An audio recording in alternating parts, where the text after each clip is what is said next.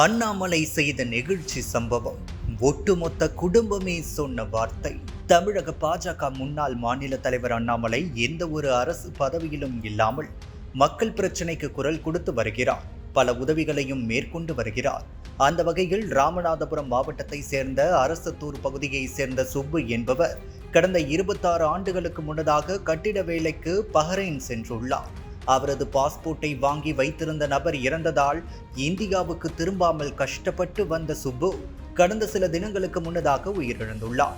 இந்த செய்தி அறிந்த குடும்பத்தினர் உதவி வேண்டி பாஜக முன்னாள் மாநில தலைவர் அண்ணாமலையை நாடிய நிலையில் அண்ணாமலை சுப்புவின் உடலை தமிழகம் கொண்டு வர வெளியுறவுத்துறையிடம் பேசி கொண்டு வந்துள்ளார். இதனால் குடும்பத்தினர் அண்ணாமலைக்கு நன்றி தெரிவித்தனர். பல அரசியல் தலைவர்கள் இருந்தும் அண்ணாமலையிடம் உதவி கேட்டதும் உடனடியாக செய்து கொடுத்தது மக்களிடம் வரவேற்பை பெற்றுள்ளது. அரசு பதவியில் இல்லாத போது இப்படி மக்களுக்கு உதவி செய்யும் அண்ணாமலை நாளை அரசு பதவிக்கு வந்தால் கட்டாயம் மக்களின் பிரச்சனைக்கு குரல் கொடுப்பார் என்றே கூறப்படுகிறது. படித்தவரின் செயல்பாடுகள் இதுதான் என நெட்டிசன்களும் பாராட்டி வருகின்றனர்.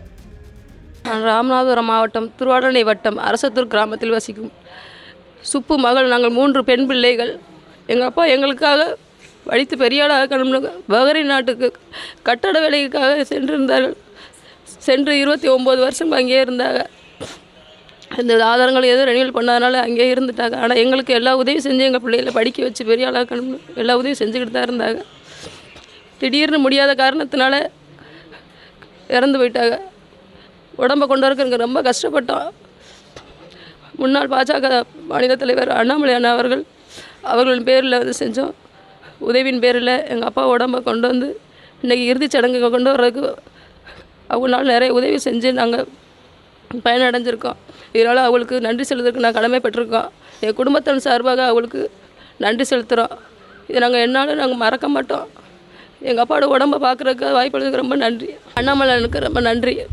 அவருக்கு நாங்கள் நன்றி கடமைப்பட்டிருக்கோம்.